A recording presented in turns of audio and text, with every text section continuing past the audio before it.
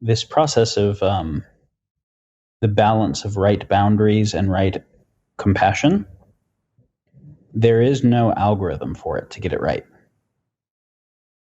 There isn't like a general rule of thumb that is always the right answer.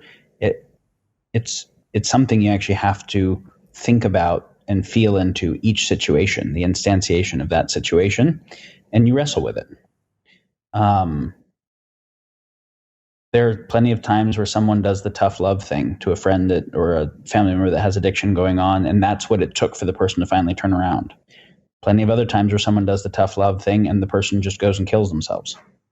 And that same person, had they got to support at another therapy or rehab clinic or whatever, could have turned around. And so what the right answer is not like, if you have a very fast default, it's probably wrong. It's something that you have to really take the time to reflect into what is actually called for here, and then reflect into what are my biases. Am I biasing in a I don't want to take their burden on, or biasing in a codependent I must take it on direction? That's going to make me less clear. It makes me think about the is and ought distinction that you brought up, and also about what self-development is at its very core, which is trying to model an effective way to operate within the world. It's trying to make as scientific as possible the way that you behave, the way that I behave. Sometimes the way that we behave. There's books about relationships and friendship and stuff like that. But mostly it tends to be personal sovereignty, upward mobility, agency, stuff like that. But as you've just identified there in that situation, like, there is no one size fits all. There is no objective way to decide what the life that you should lead is, what your definition of a good life is. It's got a shaky foundation evolutionarily. It's got a very biased foundation culturally and socially. You know, that is what we're trying to achieve. What is the best way for me to operate within this world? But there is no universal answer to that. There's better and there's worse. But better by who? Worse by who? You know, you can run this back as far as you want. Yeah. So I would say that wisdom is not algorithmic and cannot be made algorithmic. You can't have a if this then that algorithm that actually equals wisdom.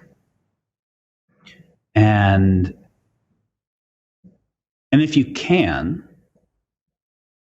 then we're just a intermediate bootloader for the AIs that are better creatures than us, right? Yeah.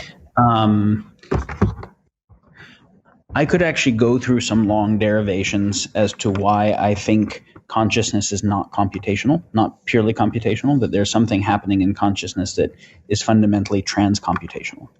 So strong computationalism is the idea that computation is both necessary and sufficient for consciousness, mind, and universe. And I believe that's false.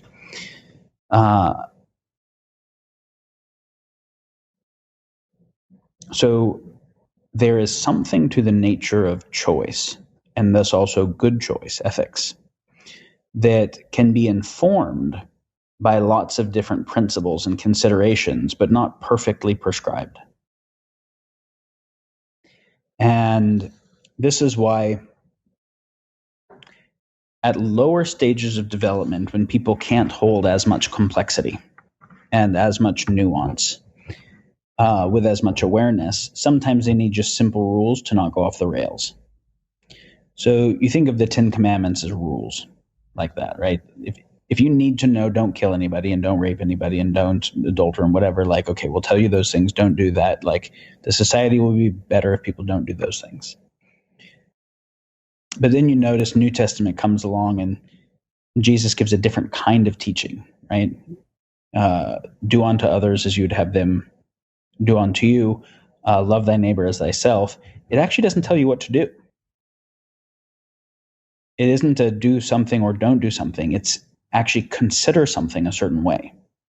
So try to put yourself into the shoes of whoever you're about to act and ask how you would feel. Engage in empathy. So it's an ethic that guides. The guidance is consider something, but not do this or don't do that. So it's ultimately not prescriptive, but there's still wisdom that can be offered. So there's a lot of kind of general principles that we can offer that support wisdom, but it's not reducible to a prescription. Now, this is also something about personal development. If one is wanting to grow in wisdom, is it doesn't look like do this thing.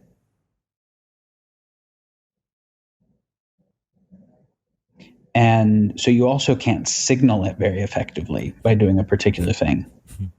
I